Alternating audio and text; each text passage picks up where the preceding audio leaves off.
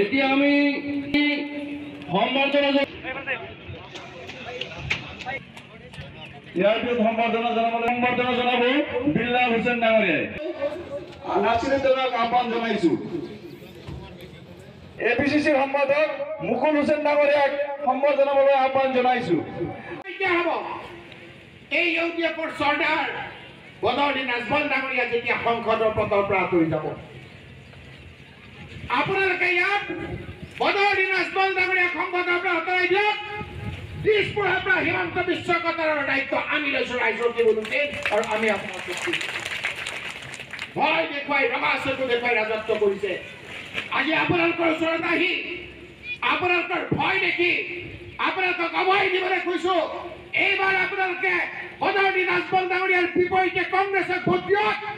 এনেকুৱা 50টা হিমন্ত বিশ্বই আপোনালোকৰ নো মেডাল লৰাব নোৱাৰে। মই আপোনালোকক ৰাইজে ভাবে যে এই অত্যাচাৰী যিজনে আমাৰ ঘৈণীয়েকৰ বুকুৰ পৰা গিৰিয়েকক লৈ যায়গৈ, আমাৰ ল'ৰাবিলাকক এনকাউণ্টাৰ কৰি মাৰে, আমাৰ ঘৰবিলাক ভাঙি দিয়ে, বিভিন্ন বয় বস্তুৰ দাম দি আমাক টেটু চাবা দিছে, এই অত্যাচাৰী মুখ্যমন্ত্ৰী কেতিয়া যায় সেই কথালৈ আমি বাট চাই আছো।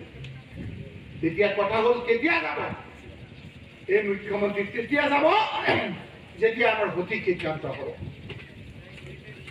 আজি আপোনালোকক আমি তথ্য সহকাৰে ক'বলৈ বিচাৰিছো যে যেতিয়ালৈকে বদৰুদ্দিন আজমল ডাঙৰীয়াৰ ইউডিএফ থাকিব, তেতিয়ালৈকে হিমন্ত বিশ্ব শৰ্মা দিছপুৰত নিষ্কণ্টক হৈ থাকিব।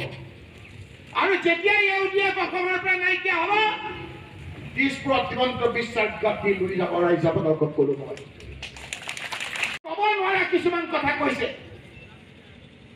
আজি ছচিয়েল মিডিয়াৰ যুগত আপোনালোক সকলোৱে জানে বদৰুদ্দিন আজমল ডাঙৰীয়াই কৈছে মুছলমান ল'ৰাসকলৰ বোলে ছোৱালী দেখিলে গা গৰম হৈ যায়। তেনেকুৱা কথা ক'ব লাগে নেকি? আপুনি কওকচোন, কৈছে নে নাই? কোনো মুছলমান ল'ৰাৰ ছোৱালী দেখিলে গা গৰম নহয়।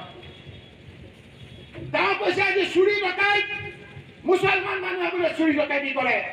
চুৰি ডকাইতি কোনো ধৰ্ম হ'ব নোৱাৰে। কোনো মুছলমান ৰাইজ চুৰি ডকাইতৰ লগত জড়িত নহয়। চুৰি ডকাইতি